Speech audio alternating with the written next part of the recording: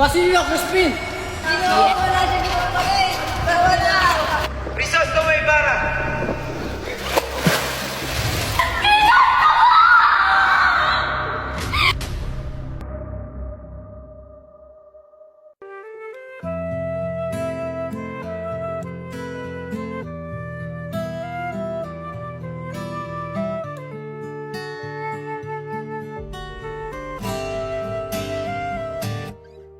Inararangal ko yung papakilala sa inyo si Ginoong Crisostomo Ibarra na anak ng nasira kong kaibigan.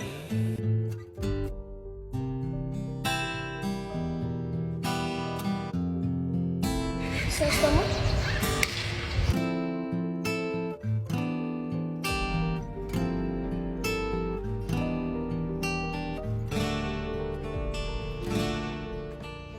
Tapat ng katotohanan. Ayaw nga maaari naman tayo mag-isa sa kulungan. Pinahirapan at pinaratangan siyang herehe. Panginoon po, Padre, ngunit sagutin niyo muna ang aking katanungan. Anong ginawa ng inyong kabanal banalan sa aking anak? Wala akong kinalaman. Wala. Ano wala? Samantalang nawawala ang kanyang mga labi sa sementeryo at sinasabing pinahanap sa ilog ang kanyang bangkay. Pag-ibig o katarungan. Yang iyong paligid ang puri sa aking anak. Por favor! Tumigil ka! Alalahanan mo! Ang kinabukasan natin dalawa! Mas mabing ko pa na may makatuloy si Maria Clara o kahit sino, basta purong Espanyol, kaysa naman sa Crisostomo Ibarra na yun. Bawiin niyo po ang edukasyon kay Crisostomo.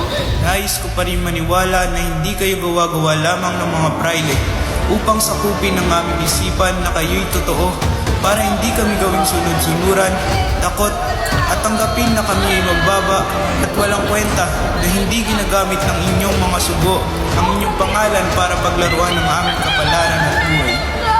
Maabutan ko pa kaya ang hustisya o maging ako ay makukulong rin at mamamatay ng maaga at iiwan ko ang kaawa-awang si Maria sa busa. Paumatin at kumamarapating buhay, ako'y makapunan. Kahit ba ito ay naglalaman ng tunay mong pagkatao? Tunay na pagkatao natin.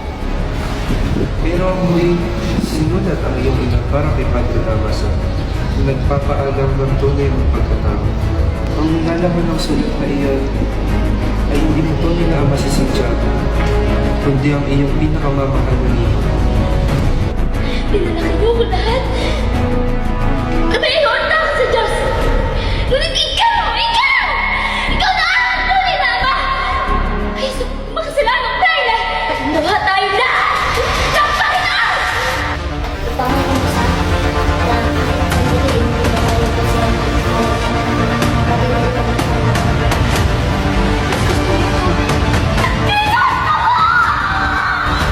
Bento o kamatayan. Crisostomo Ibarra!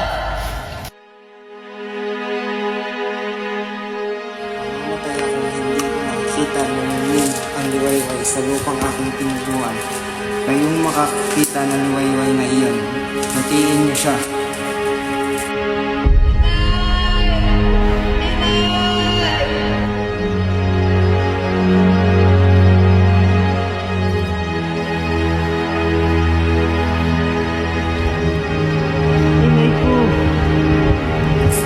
Fayin mo ang kayamanan sa lupain ng mga Ibarra at gamitin mo iyon upang mapayabong ang iyong kalaman at magsilbi mong gabay sa iyong kinabukasan at kami ng iyong ina ay sunugin mo na lamang ang aming bangkay ng sabay.